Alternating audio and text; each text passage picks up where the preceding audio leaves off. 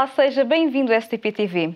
A geração de Utopia é o retrato sofrido dos angolanos que sonharam edificar a epopeia das lutas pela independência, mas que logo se frustraram com a guerra civil que a sucedeu, das glórias e das sombras que marcaram esses longos anos de permanente conflito. A obra de Pepe Tela vai ser levada a palco pela Griot. Hoje recebo Guilherme Mendonça, encenadora, e os atores Ângelo Torres e Margarida Bento, que me vão contar tudo sobre esta peça que está quase a estrear. Para já, vamos ver uma reportagem sobre o tema de hoje e logo em seguida vamos iniciar a conversa com os nossos convidados. Na África, o teatro é uma tradição ancestral baseada nos acontecimentos da vida social transmitidos oralmente. Por isso, durante muito tempo, o teatro africano foi considerado descendente do ritual e do religioso. Atualmente, o teatro está em pleno florescimento, tanto na África como em outros continentes, e trata-se de um teatro contemporâneo que cria raízes com o continente africano. Trata-se de um teatro comprometido, inclusive militante, feito para defender a identidade de um povo que tem conseguido a sua independência. A vida cotidiana dos africanos decorre ao ritmo de variadas cerimónias, rituais ou religiosas. A performance africana foi trazida em larga escala pelos povos de origem banto, transportados como cativos com os primeiros colonizadores. Didático, este é o teatro que pretende instruir o seu público, convidando a refletir sobre um determinado problema. Um exemplo é a sociedade africana, que sentiu a necessidade do teatro didático, no sentido de contribuir para a valorização do homem africano, pelo facto do teatro ser a forma mais viva e direta. Olá a todos, muito bem-vindos à STP-TV. Muito obrigada por terem aceitado o nosso convite para estar aqui e falar um pouco desta nova peça que vai sair, que está quase a estrear. Começo com o Ângelo, pertence à Companhia Griot e gostava de saber como começou este projeto. O projeto foi uma junção de um grupo de amigos, todos atores, e pode-se dizer que todos tínhamos as mesmas necessidades, vontade de trabalhar e a mesma queixa. Falta de trabalho. Então, juntou-se a fome e a vontade de comer e decidimos unir-nos para, em vez de estar à espera que nos telefonassem ou solicitassem, que fôssemos nós, como diria o outro, agarrar o boi pelos cornos, a decidir o que queríamos fazer, com quem, como e quando. E assim apareceu a ideia do nascimento da Griot em 2009. Havia este handicap para atores africanos, portanto, havia falta de espaço para os atores africanos em Portugal? Sim, sempre houve, mas mais do que o espaço que não havia, era a vontade de poder contar o que nós queríamos, com quem quiséssemos e onde quiséssemos. Mais do que a falta de trabalho, não. Era, acima de tudo, temos um espaço onde pudéssemos expressar a nossa voz, o nosso ponto de vista. Porque em cinema, na música não tanto, mas em cinema, no teatro, na televisão, mesmo na literatura, notamos que a nova geração de africanos em Portugal não temos intermediários, não temos quem fale por nós. Sempre que se fala é alguém alheia ao nosso meio, à nossa realidade, ao nosso ponto de vista, etc. Então decidimos que já estava na altura, porque era um vazio que existia desde sempre no teatro em Portugal, desde sempre na literatura em Portugal. Não confundíamos isso, por exemplo, como escritores como Pepe Tela, como Minha Couto, como Awa Lusa, que são vozes que vêm da África. Agora, não temos vozes dessa nova geração que cá está, que vive em Portugal, sente Portugal, chora Portugal e interpreta Portugal à sua maneira. Portanto, tem uma forma de dizer. E essa voz ainda não estava retratada na literatura, no teatro, no cinema e na televisão. Então decidimos que nós iríamos ocupar esse espaço vazio que havia no teatro e, por sua vez, tentar ver se conseguíamos também ocupar o espaço vazio que há na televisão e no cinema. Como televisão e cinema são processos um pouco mais onerosos do que o teatro, começamos por teatro, mas estamos a avançar em direção à televisão e ao cinema. Temos projetos, estamos a procurar meios para poder concretizar essas ideias. Com certeza, vamos conhecer a nossa segunda convidada, a Margarida, muito bem-vinda. É atriz e faz parte deste projeto Griot. Sim. Desde quando? Eu entrei para a Griot em 2011, finais de 2011, quando começámos a trabalhar com o Rogério de Carvalho num espetáculo intitulado Faz Escuro nos Olhos, que vai voltar a estar em cena a 19, 20 e 21 de setembro no Teatro da Almada. E como é que conheceu este projeto? Como é que chegou até este projeto Griot e de que forma é que se identifica? O Rogério começou a trabalhar, o Rogério de Carvalho, encenador, começou a trabalhar com a Griot e, entretanto, precisava de mais atores, sentia a necessidade de ter mais atores. E chamou várias pessoas para fazerem um workshop com ele e com os atores que já estavam a fazer parte do projeto e que já estavam na Griot. Eu fui uma delas, fiquei, comecei a trabalhar com o Rogério para esse espetáculo e por lá fiquei. Pronto, com o Ângelo também, com a Zia, com o Giovanni e o Matamba, que são os outros atores que fazem parte da Griot. O Daniel Martim também, que é o presidente, sem dúvida, a Zia Soares também, e a Susana Sá. E acabámos por ficar... a Susana e a Ana Mendes é que entraram posteriormente comigo. Entramos todos juntos e decidimos por lá ficar, porque nos identificámos com os projetos que estavam a ser lançados. São quase que uma grande família dentro do projeto. Sim. E temos também o Guilherme, que é encenador. E qual o espaço que tem neste projeto? Eu sou o membro mais recente. Portanto, que espaço é que eu tenho? Eu acho que vi aqui, é evidente que estas coisas surgem porque há sinergias, em particular havia, eu e o Ângelo conhecemos há muitos anos e somos amigos, grandes amigos há muitos anos e, portanto, foi fácil, uma vez que até temos percursos paralelos na arte, foi fácil que nos encontrássemos, era natural que nos encontrássemos.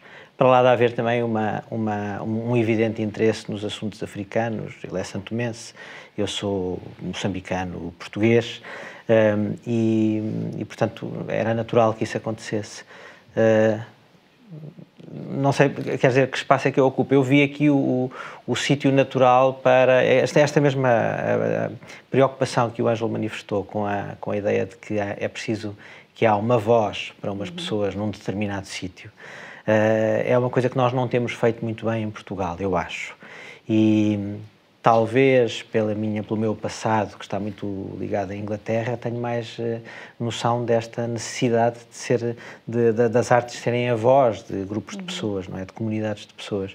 E, portanto, foi muito natural inscrever-me na Griot como artista e colaborarmos, não é? Eu acabei por estar a fazer o trabalho de dramaturgia, da adaptação, a encenação, mas também a discutir muito a forma, em certo sentido, alguma da identidade da companhia, também acho que tenho colaborado nisso. E como é que este projeto tem sido recebido pelo público? Até agora, muito bem. A Griot, quer dizer, a fundação do grupo é em 2009, mas assim, efetivo mesmo foi em 2012.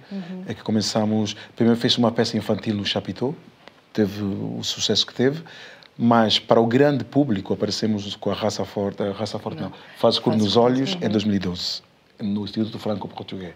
E para o espanto, houve muita boa receptividade do público. E foi aqui que notamos, o que nos fez criar a Griot tem a sua razão de ser. Porque para além de nós que tivemos a necessidade, não é que a malta pretenda ser a voz, temos a necessidade de poder expressar o que nós sentimos, como vemos Portugal e a ideia que temos dos nossos países. E atenção, estou a dizer nossos países, incluindo Portugal. Porque há muitos que são portugueses. Portugueses, não quer dizer que sejamos, e o Guilherme, por exemplo, quando chegou, trouxe esse tema para cima da mesa. Não somos uma companhia colorblind. A cor interessa e vale o que vale o que é. Cada um tem a sua cor e tem o seu passado, tem a sua carga cultural, a mochila que vem com ela. Não queremos tirar esse passado, porque em vez de tirar, queremos enriquecer-nos com esse passado. Queremos tornar-nos mais completo com esse passado, com o que cada um traz, com a sua experiência, a sua vivência, sua cultura, a sua tradição, tudo isso. E com isso fazer, não é um melting pot, ao contrário, tentar fazer com isso uma amálgama, criar uma simbiose e com isso criar uma forma de expressão que consiga interpretar e poder dizer o que nós queremos dizer dentro do nosso ponto de vista. Porque por mais santomense que eu diga que eu sou também. E eu creio que os outros, por mais angolanos que digam que são, também são angolanos. Mas com certeza já todos vós com outras influências igualmente importantes, como a influência que trazem de trás, não é? A influência africana, no fundo. E queremos criar nessa influência uma nova forma de fazer, uma nova forma de dizer, uma nova forma de apresentar. E, mais uma vez, já não se cria nada. Queremos recriar algo. E esse é algo que estamos à procura, entre todos.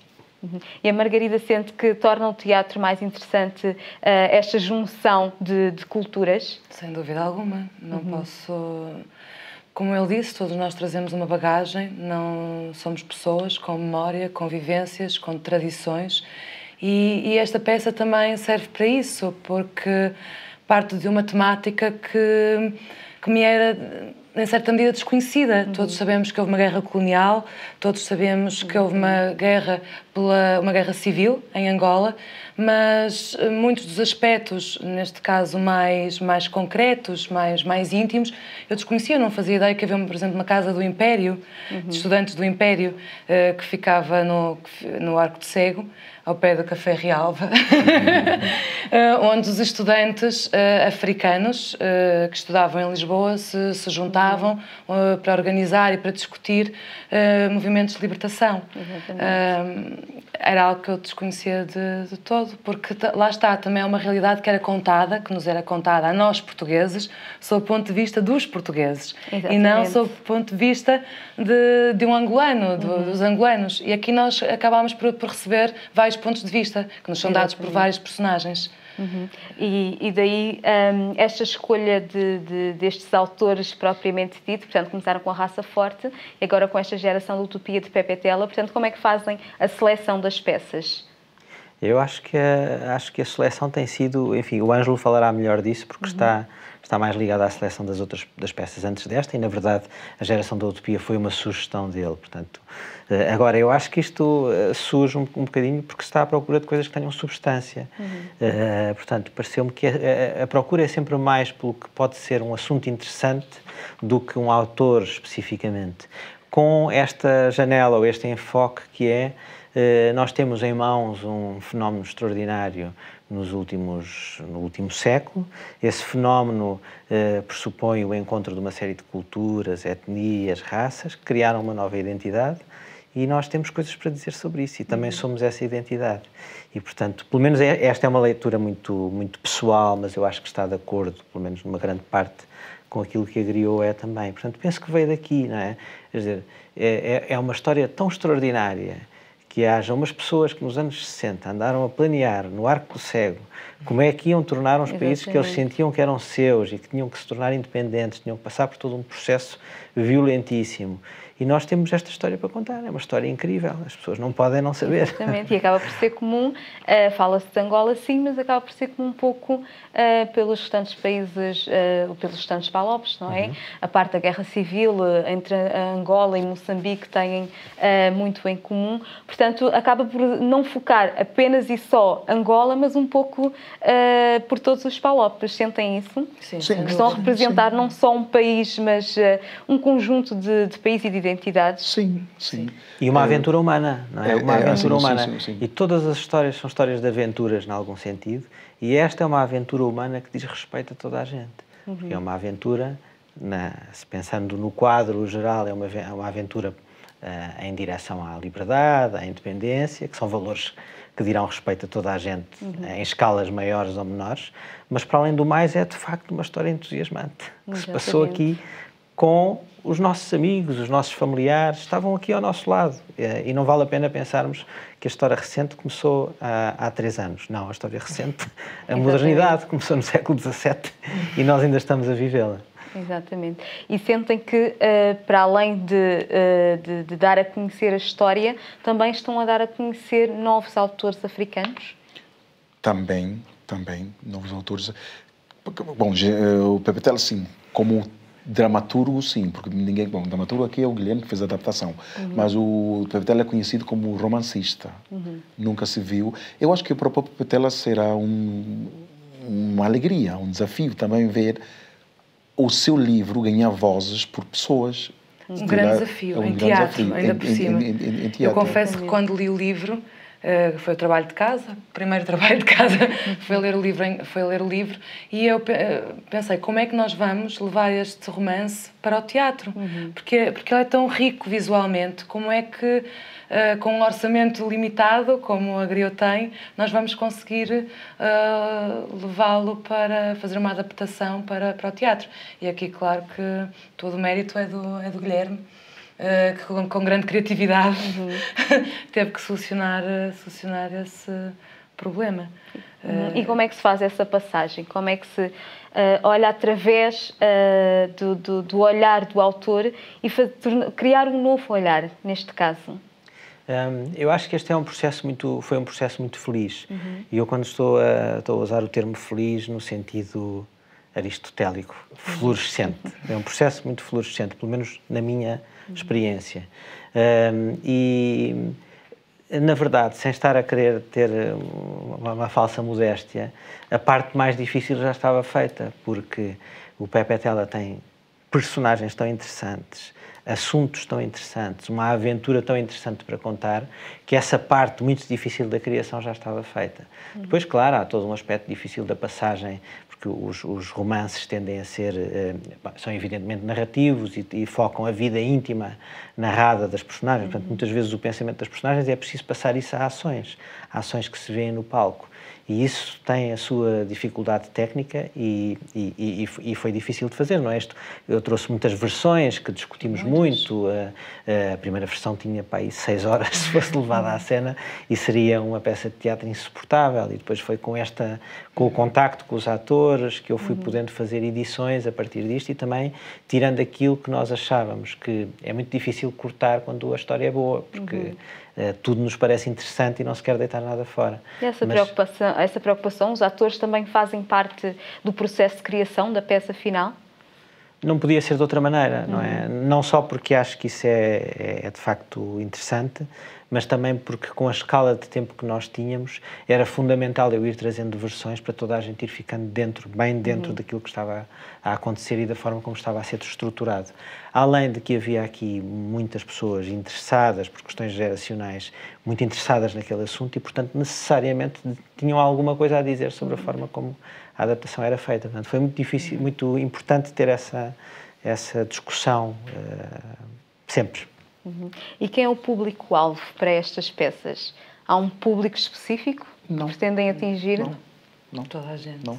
Como o Guilherme acaba de dizer, é uma história que nos toca a todos, é de todos nós. É de um período infeliz da nossa história em que esta comunidade que hoje chama CPLP, uma boa parte, 4/5 dela, estava em confronto contra um quinto, que era por Portugal. Mas, como dizia o próprio Amílcar Cabral, nunca tivemos em guerra com o povo português. Tivemos em guerra com o sistema colonialista. E quando esse sistema colonialista desapareceu, a partir daí, a irmandade que nos unia, histórica e presentemente, veio de cima, floresceu. E em nome dessa irmandade e esse passado comum que nós temos, é que queremos começar a falar nesses temas cá. Porque, como volto a dizer, no grupo há portugueses de todo tipo, como africanos, de todo tipo também.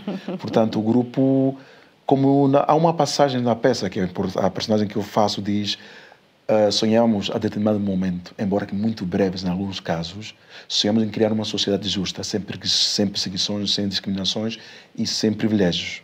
Uma comunidade de pensamentos e interesses. A única coisa que eu mudaria, ele põe a comunidade dos cristãos. Como eu não sou cristão, tiraria cristão. E a comunidade dos ateus. Mas pronto, o Sr. Pepe Tela, vamos respeitar essa parte, vamos dizer como está no texto.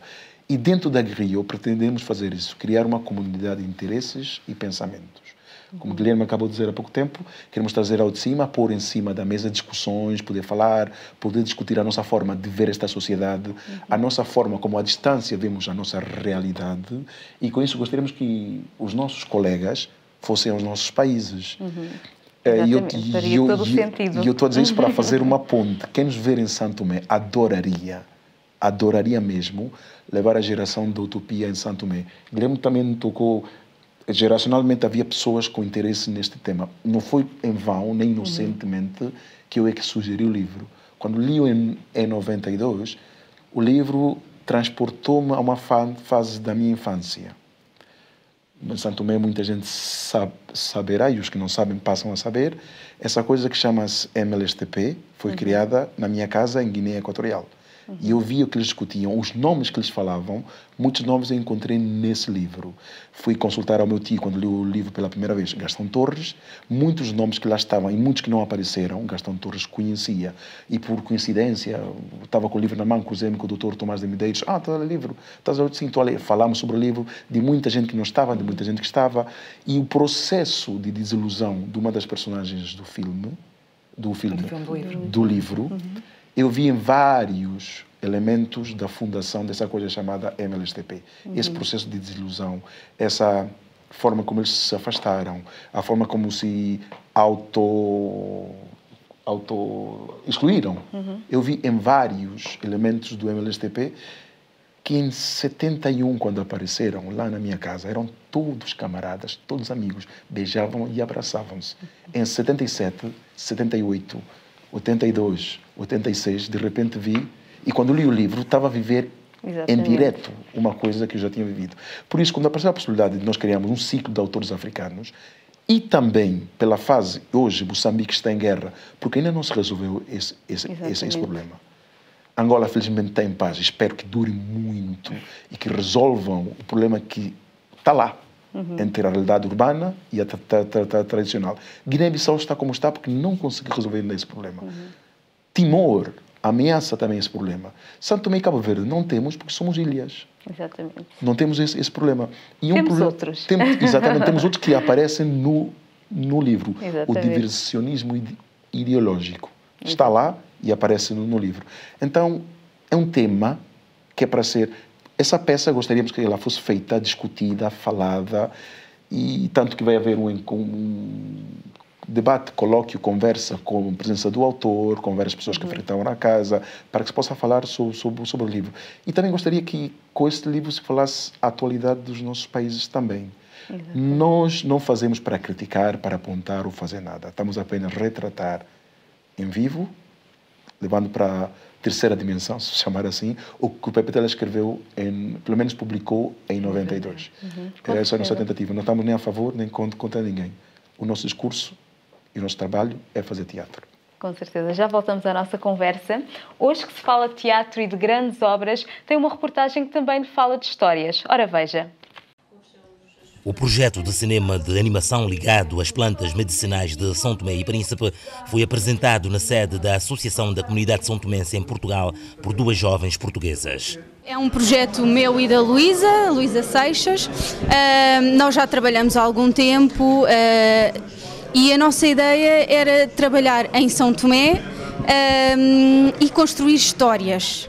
Soia Cuto, ou seja, história curta, assenta na motivação para a autoconsciência cultural e a cidadania ativa, procurando preservar e promover o património são-tomense. Tal e qual como acontece com o Soia Cuto da Amala, em que há uma proposta de alguém que lança um desafio e há alguém que responde, que era isto que nós também queríamos construir, uma conversa com pessoas, e esta conversa era à volta também do património santomense. No Soia Cuto é feita uma abordagem à medicina tradicional são-tomense com a colaboração de especialistas e terapeutas nacionais. Nós queremos sempre aprender. O que nós sabemos fazer é pensar a imagem, e pensar a imagem em movimento, neste caso, e pôr em prática um exercício criativo. Mas não gostamos de o pensar de uma forma gratuita. E então a Maria do Céu surge como alguém que eu sabia que tinha já um trabalho muito vasto em São Tomé e Príncipe, uma relação muito específica com estes terapeutas e com este conhecimento, e de certa forma nós colocamos-nos como aprendizes e colocamos um instrumento para que ela possa connosco pensar como é que o teu conhecimento e o nosso conhecimento podem conjugar-se para criarmos alguma coisa que possa ser usada por todos. Pelos meus muitos anos de atividade como investigadora de plantas medicinais em São Tomé e Príncipe, penso que foi essa a razão porque estes jovens artistas portugueses me contataram para eu, no fundo, servir de ponte para chegar aos terapeutas tradicionais e às crianças e aos contactos em São Tomé. No fundo foi a minha experiência de muitos anos a trabalhar sobre plantas medicinais de São Tomé e na medicina tradicional que fez com que esta parceria pudesse realizar-se e que fosse tão interessante. Soia Cuto São filmes de animação que dão voz às histórias dos terapeutas tradicionais de São Tomé e Príncipe pelos olhos de artistas e pelas mãos das crianças. Eles não acreditavam muito que pudéssemos fazer filmes de animação numa semana, todos, e no segundo dia já estavam conquistados e nós com eles a trocarmos ideias e a tentarmos perceber que história é que podíamos contar naqueles dias que tínhamos para trabalhar juntos. Eles é que são os realizadores, nós dizíamos só no primeiro momento o que era suposto fazer e depois eram eles que coordenavam. Este projeto desenvolveu-se entre 2012 e 2013 em 3 comunidades das ilhas de São Tomé e do Príncipe, sendo que em cada uma destas comunidades o trabalho durou uma semana. Primeiros dias fazíamos uma aproximação às plantas medicinais, ao conhecimento das plantas medicinais com os terapeutas e com a Maria do Céu Madureira. Já nesses primeiros 2 dias começávamos a fazer uma aproximação ao que é o cinema de animação, pequenos exercícios com flipbooks, como é que se poderia fazer pequenos exercícios muito fáceis para que as crianças conseguissem aperceber-se como é que várias imagens com pequenos desfazamentos constroem uma imagem em movimento ou podem dar-nos a percepção do movimento. E então, já no segundo dia à tarde, ao final do dia, nós tínhamos que começar a pensar numa história, que era para nos 3 últimos dias podermos construir a narrativa, de forma sólida. Os conteúdos também que eram pensados com a Maria do Céu tinham que estar lá, bem definidos, claros, porque há uma mensagem a passar, afinal de tudo. E depois era pensar neste guião, como é que vai ser contada a história, que personagens é que contam esta história, em que contexto é que estas personagens aparecem, até ao último dia em que se faz a captação de som, começamos a definir quem é que vai dizer o quê, que personagem é que cada criança vai assumir, interpretar. E depois também a construção da própria parte mais musicada do filme, como é que a história pode ser contada ainda de forma mais eficaz.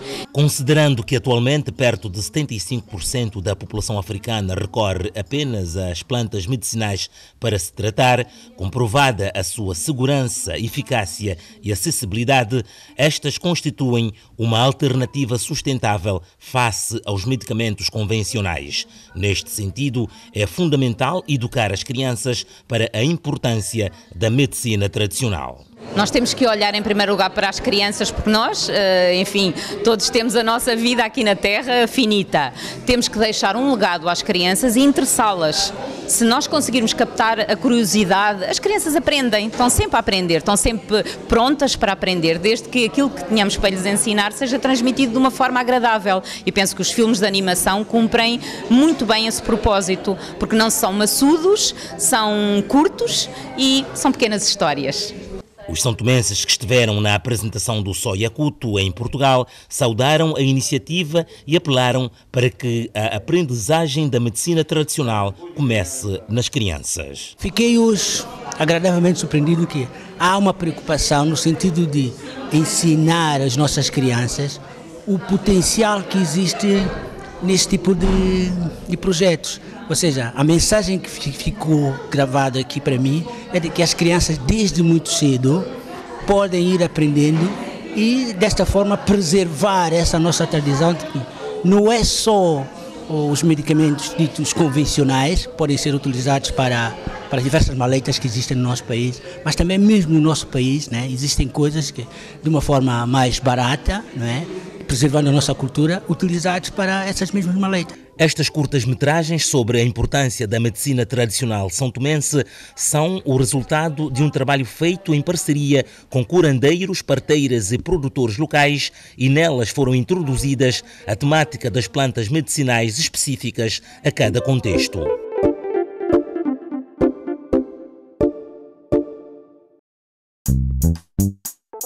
Crescer e aprender com Samé Madá. A pequena estrela e a árvore babosa cresceram juntas no quintal da avó Madá.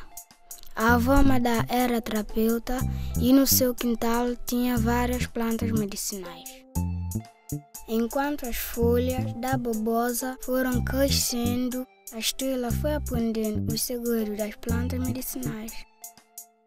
Um dia a babosa floresceu e uma linda flor amarela apareceu. Aí a Estrela percebeu que já podia colher. Estrela, vem cá. Abre muito bem os olhos e tem a cabeça aberta. A melhor hora para colher a babosa é ao nascer e ao pôr do sol. E nunca em dia de chuva. As melhores folhas estão junto ao seu coração, porque são as mais limpas e novas. Para aprender a curar, muito tempo vou levar. De cada planta tenho de saber o segredo para colher.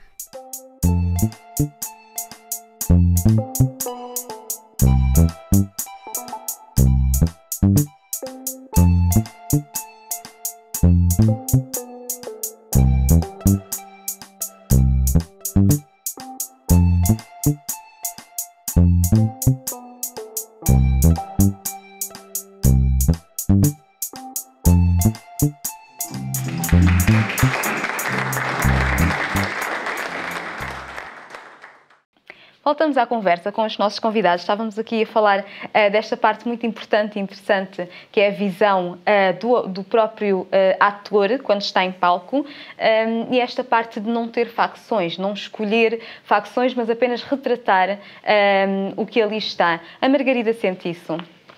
De apenas retratar, querer retratar o que ali está. Não há tentação de dar o meu ponto de levar o meu ponto de vista. Nesta peça, o Guilherme preocupou-se sempre em humanizar as personagens. Eu parto do princípio que tenho uma ideia sobre a personagem que lá está e queria levá-la para ser...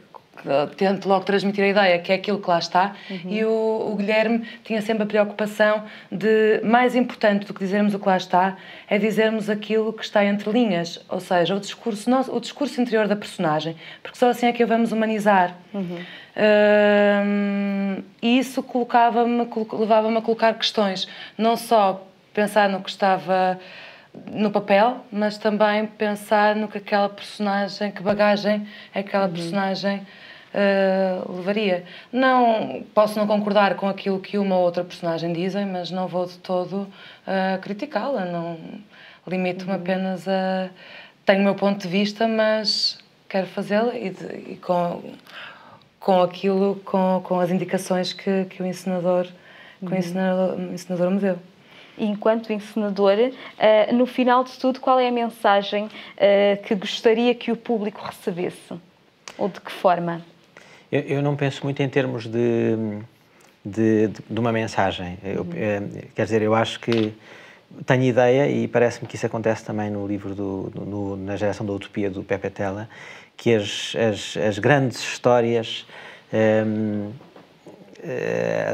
quer dizer, que o ponto de vista para contar uma grande história, às vezes lembro-me dos contos do Paul Bowles, por exemplo, é um ponto de vista em que não se toma muito partido. Ainda que é evidente que o Pepe Tela tem coisas que quer dizer ali, nós tentamos respeitar essa linha de pensamento. Mas eu acho que o que interessa fundamentalmente é criar, é dar densidade às personagens.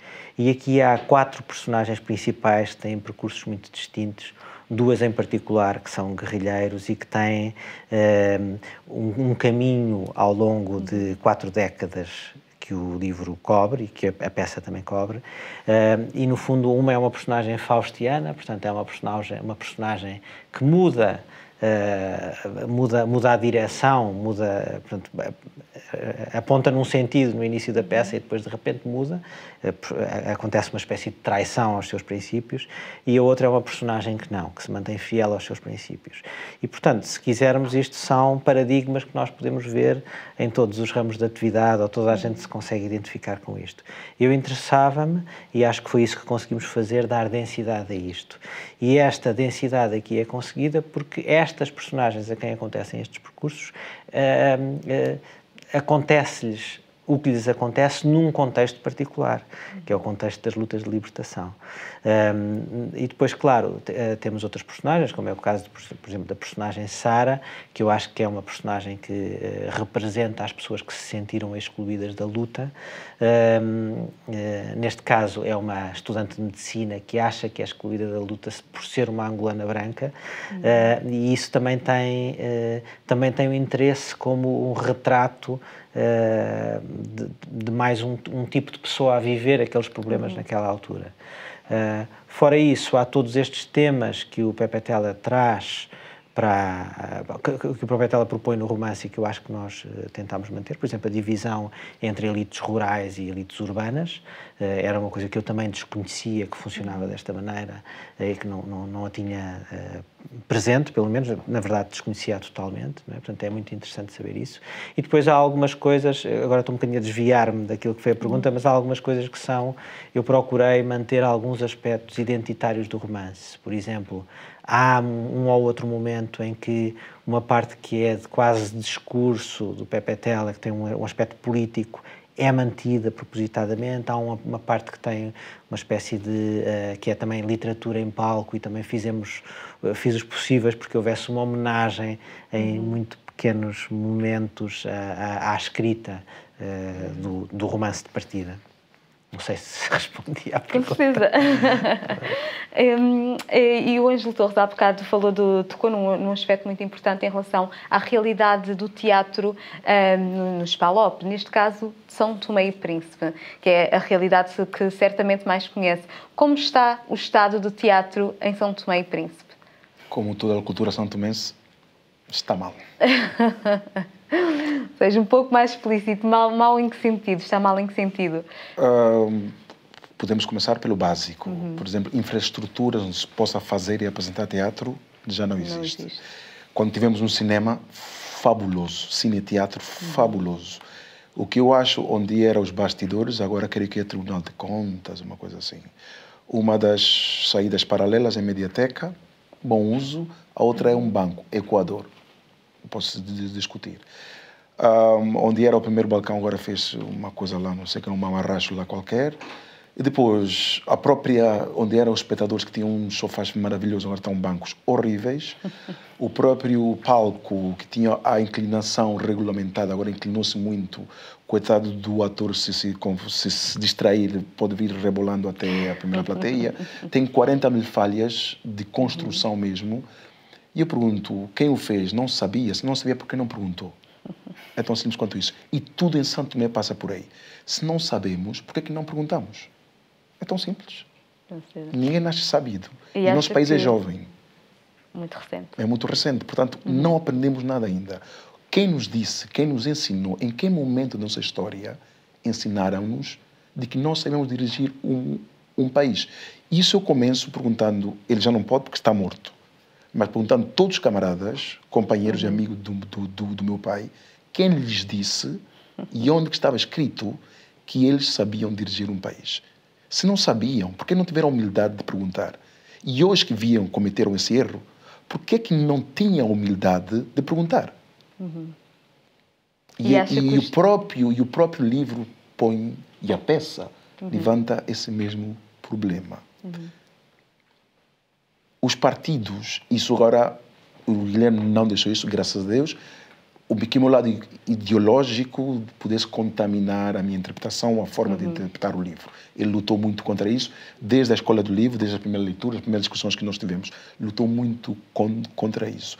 Mas o Pepe Tela, que estamos quase no mesmo quadrante ideológico, no final eu acabo dizendo que os partidos não unem, e é uma verdade. O partido é feito para desunir. E se querem aprender isso, se querem saber isso, tem um sítio exemplar para vê-lo. Chama-se República Democrática de São Tomé e Príncipe. Como é que um país de 180 pode ser muito contestada esta sua afirmação. Sabe que seguramente vai ser muito contestada. E eu quero que se conteste e se comece a discutir a sério. Quem sabe depois dessa discussão, vamos parar com diálogos nacionais e companhias limitadas. Pararemos. E acha que o estado da cultura de um país reflete o estado do país? Se não há cultura, não há país. E quem não sabe isso, não sabe o que é um país. Diz que a cultura é cara, que é superficial, que não sei o que lá, não sei o que lá. Uma pessoa culta sabe uma coisa básica: com lixo não posso viver. Tem a ver com cultura. Cultura não só sabe ler. Somos pessoas porque somos pessoas cultas. E cultura é uma coisa muito lata, é ampla. Cultura, temos muitos técnicos. Quando chegar em Santo Tomé, eu vou para lá em junho, desde o aeroporto, o que você pode falar comigo? Temos muitos técnicos. Mas pessoas cultas em Santo Tomé, conto pelos dedos de 2 mãos. Não temos. E já volto a essa parte da questão e faço a mesma questão à Margarida, mas de forma diferente. Acha que o estado do país reflete, neste caso Portugal, reflete o estado da cultura neste momento? O nosso país? Exatamente. Claro que neste país, neste momento, que cultura... A cultura sempre foi uma parte frágil, sempre andámos aqui, de certa forma, à deriva. E quando tem que cortar nas despesas, quando o Estado tem que cortar, é sempre a cultura a primeira a sofrer. Claro que sim. Por isso, o que ele diz em relação a São Tomé, também consigo perceber em Portugal. Conseguimos também perceber, claro que estamos num estado, sem dúvida, que estamos em melhor estado que está São Tomé. Temos mais produções, ainda há alguns subsídios, que não abarca a Griot. Mas e a que é que se deve essa falta de visão em relação à cultura? Porque é que a cultura é sempre relegada a segundo, terceiro ou quarto plano? Acho que convém a quem está lá em cima que as pessoas não... Porque a cultura, a partir do momento em que a cultura, que as pessoas se interessam por ela, começam também a pensar. E conseguem pensar por elas próprias e saber... Cabe a elas decidirem sobre o que é que eu quero, o que é que não quero, o que é que é bom para o meu país e o que é menos bom. E eu acho que isso não lhes interessa, não lhes interessa para que o povo saiba, que o povo tem acesso. Sim, na minha opinião, é isso, não é... E ainda minimizo a questão para o teatro em particular. O porquê do estado do teatro em que está neste momento? Neste momento o teatro é um bocadinho o parente pobre de todas as artes. Eu devo dizer que eu não consigo fazer uma afirmação sobre o teatro em Portugal hoje porque não sinto que conheça tudo na extensão do território. Agora, estava a ouvir o que estavam a dizer o Ângelo e a Margarida e posso dizer algumas coisas que eu acho que estão de acordo e outras que não. Uma é que há vários... Nós, quando fazemos afirmações sobre a cultura, há 2 coisas que temos que distinguir logo, eu acho. Uma é uma afirmação genérica sobre a cultura e sobre a importância da cultura. Aquilo que o Ângelo estava a dizer é absolutamente verdade. Não há comunidades humanas sem cultura. Nós somos animais sociais e produzimos cultura e isso faz parte da nossa definição. A outra é a questão das formas de financiamento e de quais é que são os objetos culturais que devem ser financiados ou não. E nós estamos num momento de grande transição e, portanto, eu não consigo fazer, não consigo ter a clarividência para perceber exatamente o que é que se está a passar e o que é que deve ser financiado ou não e sob que modelo. Eu sei que nós temos que ser uma voz, eu em particular, em associação com a Griot, que tem que ser uma voz de um determinado fenómeno. Sinto que quero fazer isso. Eu acho que o problema era aquilo que eu estava a tentar dizer há bocado, fora desta conversa, que há aqui um problema contextual, e acho que isto vai em direção àquilo que a Margarida estava a dizer, que há de facto uma grande necessidade de os povos, agora a fazer uma afirmação assim muito vaga e muito grande, terem mais formação humanística. Isto é o meu entendimento. Essa formação, para mim, não é necessariamente uma formação nas artes, mas também é uma formação nas artes. Agora, se tiver que pensar politicamente sobre qualquer país, eu acho que o fundamental era que os meninos tivessem filosofia na escolinha a partir dos 5 anos de idade. E depois tudo o resto viria por acréscimo. Mas isto é uma coisa completamente o contrário pessoal. Que está a ser feito. Portanto, a filosofia está quase a ser cortada do currículo nacional. Como todas as atividades artísticas, exatamente. Como o ensino artístico nas escolas. Eu dava aulas de expressão dramática nas escolas, neste momento já não dou, porque foi cortado. Delega-se para segundo plano, segundo, terceiro. As turmas também são cada vez maiores. Qualidade do ensino? Não. E é triste. Não estamos a evoluir nesse sentido. Estamos mesmo a regredir. E pronto, é isso. E o Estado da Cultura está a influenciar negativamente a sociedade. E, portanto, e neste caso pergunto ao Ângelo Torres o que é que podemos esperar desta peça, A Geração de Utopia. Bem... Ainda há esperança para a utopia? Sempre. Enquanto o homem existe, haverá sempre utopia, porque senão não vale a pena estamos vivos. E o que pode esperar dessa peça, eu gostaria que essa peça produzisse, era precisamente isso. De criar vontade dessa consciência, de que precisamos de utopia para manter-nos vivos. E utopia não é mais do que aquela inquietação intrínseca do homem. Querer olhar para o horizonte e querer atingi-la, e sabendo que nunca iremos atingir. E quando isso acontecer, haverá utopia. E o teatro é alegria, não é? E sentem que transmitem isso às pessoas quando vão ao teatro? Não sinto que eu não quero despertar a alegria no público que nos vem ver. Eu quero despertar... Acho que mais importante que a alegria é a inquietação. Inquietar o público, deixá-lo pensar. E é por isso que o teatro, na minha opinião, serve para questionar, que a pessoa saia de lá com algo para refletir. Para mim é isso para que serve o teatro e também a cultura. E é por isso que eu acho que temos que dar prioridade ao teatro e, de certa forma, subsidiá-lo como se subsidiam as ciências, há financiamento para a ciência, para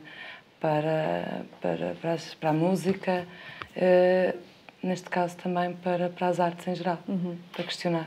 E esta peça, para além de Angola, portanto, a primeira peça já conseguiram levar para Angola, esta peça há expectativas de levarem também para fora de portas? Eu acho que havia expectativa, mas parece que o Festival Elinga, notícias que temos recentemente, é que não se vai concretizar este ano. Não, adiós. Adiós, pronto. Portanto, não é assim, não será... adiós. Ok, não será para suspeitas que ainda este ano poderíamos ir a Angola.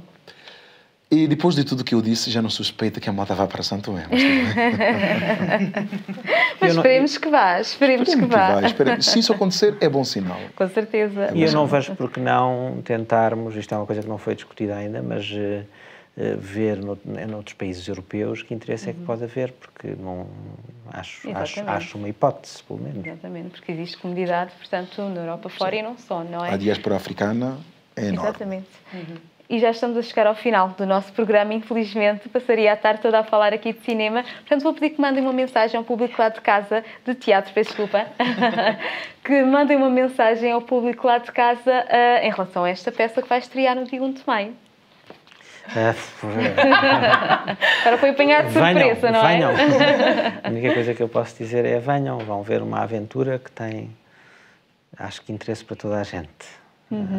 Contamos convosco de 1 a 11 de maio, de quinta a domingo, quinta a sábado pelas 21 horas, domingo às 17 no Teatro A Barraca. Com certeza. Lá estaremos. Ângelo, e por que não uma mensagem também em crioulo? Que dali. Já querem esse desafio, não é? Que dali. Não. Senão a gente Santo vai começar a gozar comigo, fica a dizer, você fala como tom, essas coisas.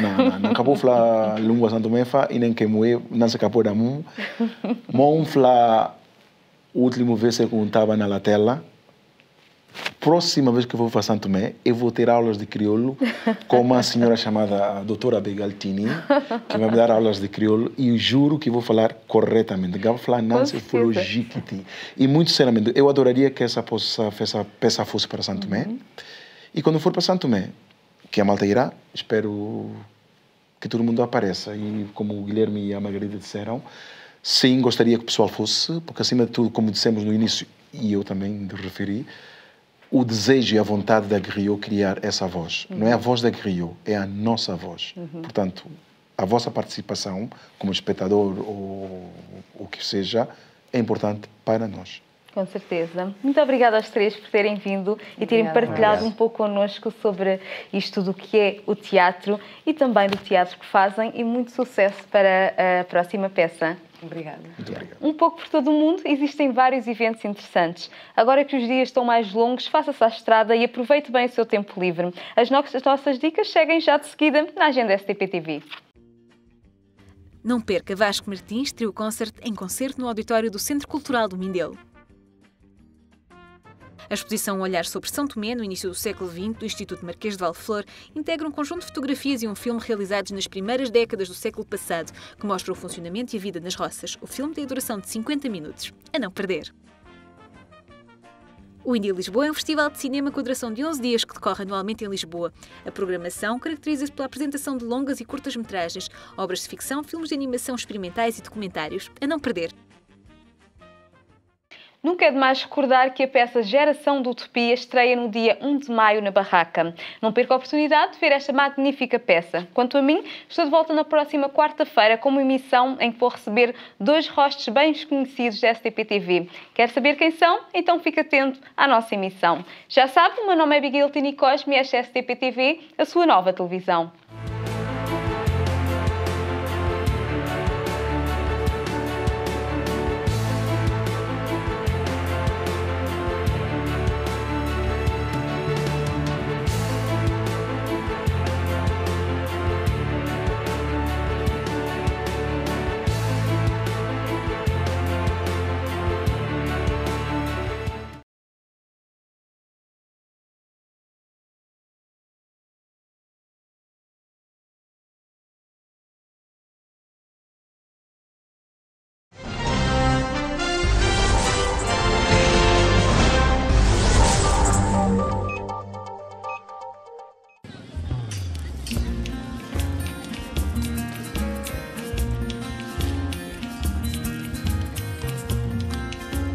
Rapaz, vai-te embora! Hoje a festa tá quente, pá!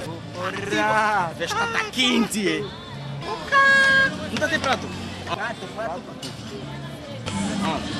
Toda minha coisa tá aqui já bem organizado. Prato. Que é esse? Hoje vamos comer. Che, e minha comadre lá, pá? Hoje é que é dia, a gente vai comer. Mora, não tem muito o que falar, não.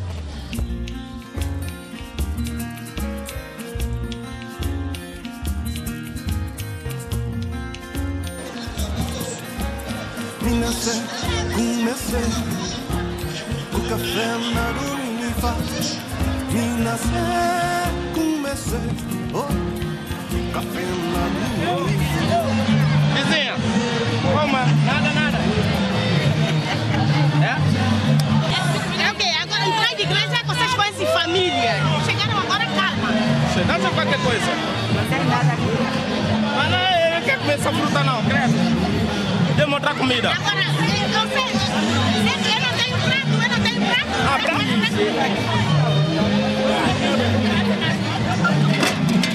Até copo. Tá.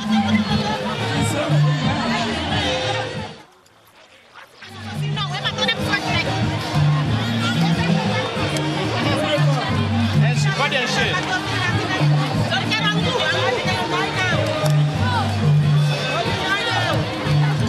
Sangue tá bem feito mesmo?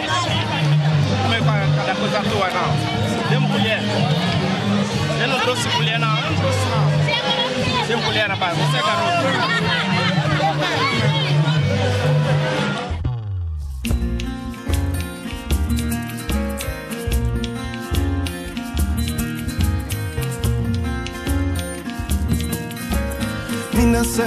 Comecei o café na Dominifa. Comecei o café na Dominifa.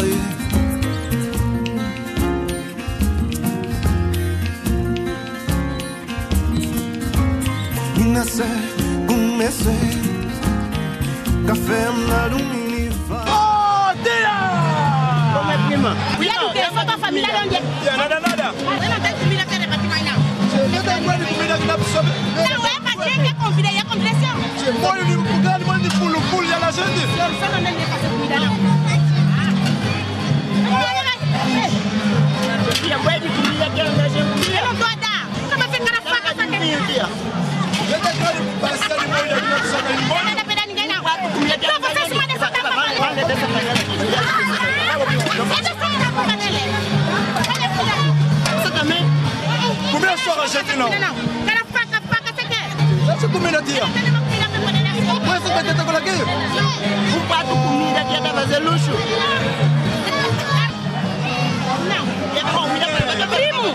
Primo, não quero comida. Atrás da pela, né? Não. Tá bom. Primo, não quero comida. Primo, não quero comida.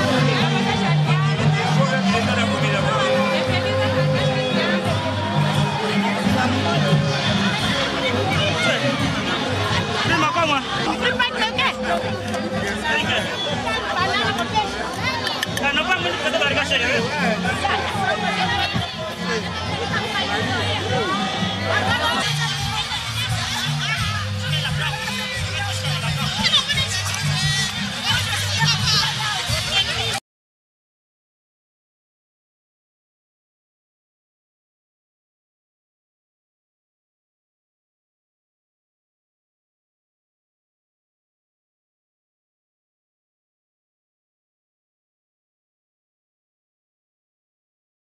Vou pegar coisa pra você fazer, mas eu quero...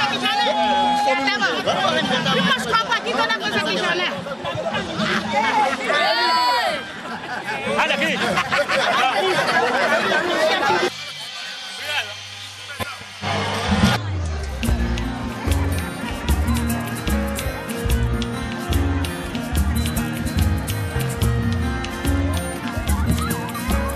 Minasé, comecei o café na Dominifa. Minasé, comecei.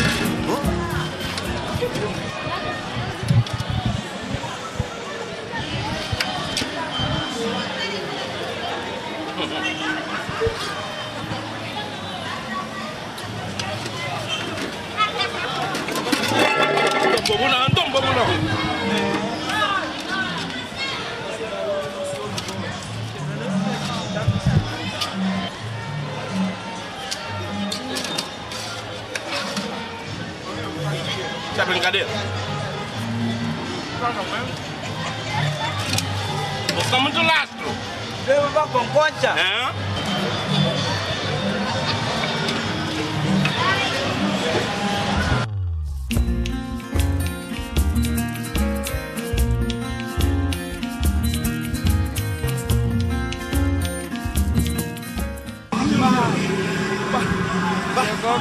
Vai buscar vassoura com pente para varrer barriga, rapaz. Então passa mal, pá. Vai rápido, pá. Corre, pá. Bora. Não sei porque que comi tanto assim, pá. Vai. Devagar.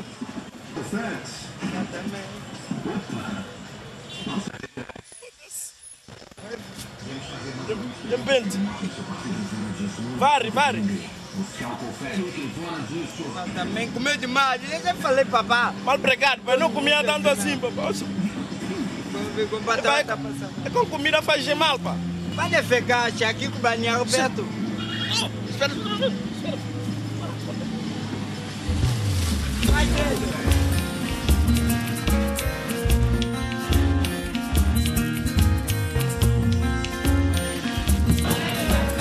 Minasé, comecei o café. Beleza! Já estamos cá, hein? Puxa pra lá também. Puxa pra lá. Beleza, como é? Já estamos cá, hein? Já peguei. Quem peguei quero? Beleza, o que é que está para comer? Nós temos arroz com polvo, temos banana frita com peixe, com carne assada, temos fruta com grelhado, temos banana com peixe grelhado, variedade de coisas. E para beber? Temos cerveja, temos vinho, cerveja nacional. Então, dá-me um prato de arroz. Né? É, com uma cerveja. Para mim, tem banana frita ou que fruta de barriga com Tem família. Despacha freguesa, fome muito. Tem cortar naipe, não fé atrás igreja muito. Não passou fome muito. Devido você. Devido eu? Não tomou banho. Cala a boca, pô. Eu vou pegar esse mental com muita pressa, hein? Eu tenho bastante de jeito. Bom nosso! Há muito tempo que eu não como polvo, hein? Bom polvo. Você paga mais cheque, meu pato. Posso pagar assim? Freguês, eu não é mesmo preço. É 40 conto mesmo. Não, mas não vai bom, não. É 40 conto mesmo, não vale a pena freguês. Freguês, eu não como sem faca. Braço, não tem faca para o cliente, mas faca acabou o freguês. Come, tem que espaço. Essa faca menina é de 10 conto.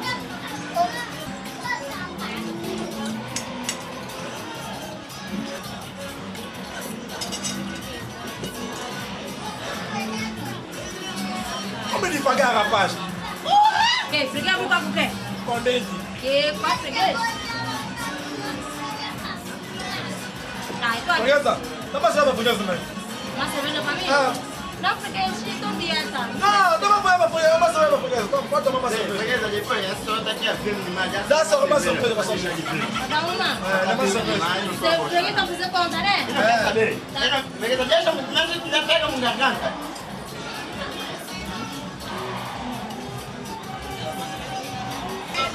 Freguesa, dá uma roda para a pistola aqui agora. Dá uma roda. Eu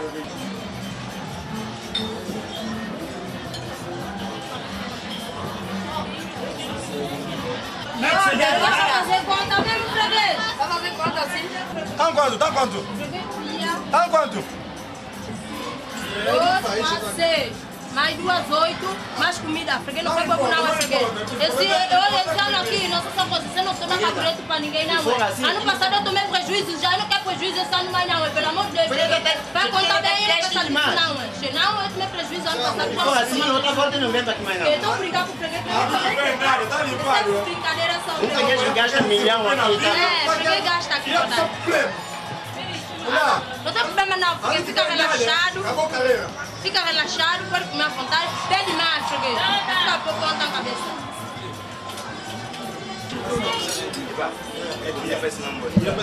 Resolve ter problema lá para resolver problema aqui também. É. Claro, não sabe perder tempo. Alô?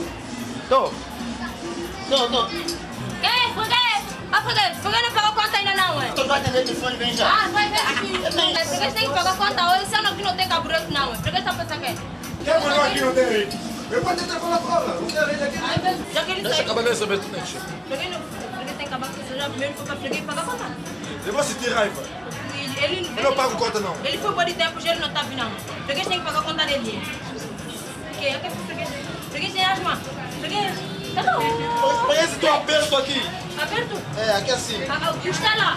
Freguês tem problema da asma. Não, acho que é polvo. Polvo? É, Por isso que tá aqui minha mãe se curou em infância com polvo. Tá bom, vocês podem curar. Freguesa, tá dando aperto o rabo. Aperto? É. Que freguês? Aqui não tem casa banho? Eu não tenho aqui não. Tá bom, vamos pra banhar, agora vem já. Vai, segura rabo, freguês, pra não sair. Tá bom. É.